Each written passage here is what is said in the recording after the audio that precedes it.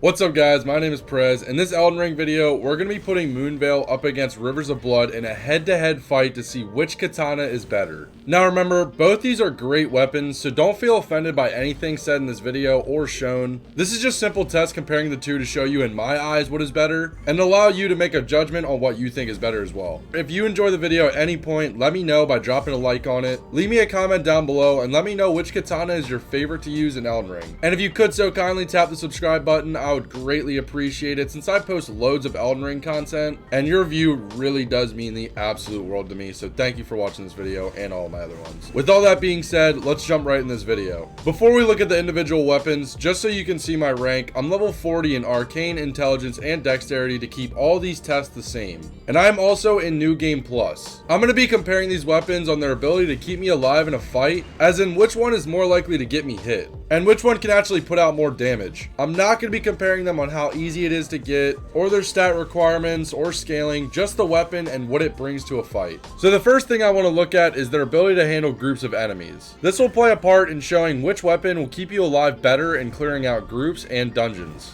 Again, remember, this gameplay is on NG+, and you're first going to see me attack this group of enemies 3 times with Rivers of Blood, and then after that, 3 times with Moonveil. While I'm comparing these, I'm putting everything into account, so how much FP I'm draining while using it, how safe I feel while fighting the group, and how long it takes to clear this group. And through all these trials, I definitely noticed I was using less FP with Rivers of Blood than I was with Moonveil, but that doesn't change the fact that I still felt more safe with Moonveil. And with its Ash of War giving me freedom of attack, whether I want to attack vertical and with range, or I want to attack horizontal and faster, I definitely felt more safe than when I was using Rivers of Blood. Rivers of Blood has a longer attack, and to get the most out of it, I would have to try to get the full Ash of War string off, and this was leaving me way more vulnerable to getting hit, and I was definitely more likely to get hit while doing this than keeping my distance with Moonveil and just doing range speed attacks. Being able to strike and pull back definitely made me feel more safe, so I'm definitely going to have to give this round of clearing out groups of enemies to Moonveil, but that may lead you to say, actually, Rivers of Blood's Ash of War is better for bosses than groups since you can proc blood, and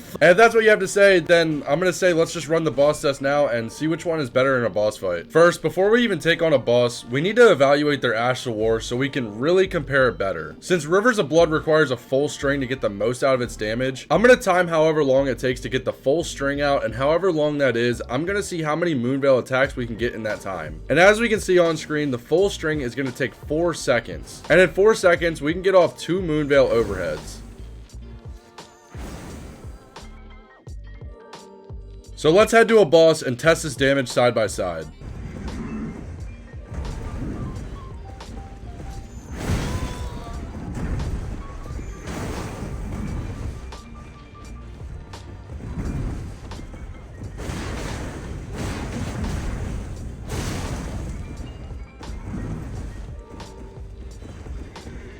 And as shown in this clip, Rivers was actually able to put out more damage. However, what isn't shown is the fact that you can't just get this attack off whenever you want. If you want to get the Rivers of Blood full string out, you have to wait for precise openings. You can't just do this whenever you want like you can with Moonveil. With Moonveil, I was freely able to attack and keep myself from getting hit and stay at distance. If you want to get the full string of Rivers off, you're going to have to get up close to the boss and just hope he doesn't swing and interrupt your entire string. If this was a test of raw damage, Rivers of Blood would definitely win. But since you can't get this full string off nearly as easy as you can get 2 Moonveil overheads, I'm gonna again have to give this round to Moonveil. If you feel confused as to what I mean by what I just said, just watch this clip.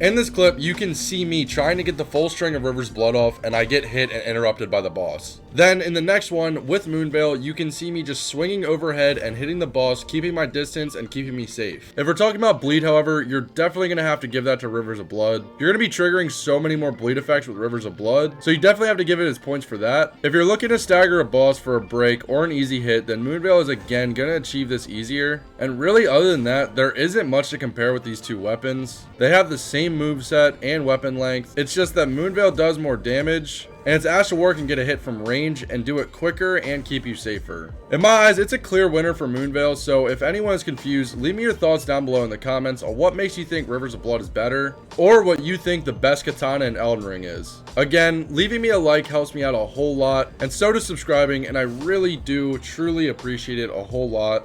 So if you do, thank you so much. Remember, both these katanas are good weapons. I'm just showing which one in my eyes is better, but yeah guys, my name is Perez, and other than that, I'm out, bruh. Peace.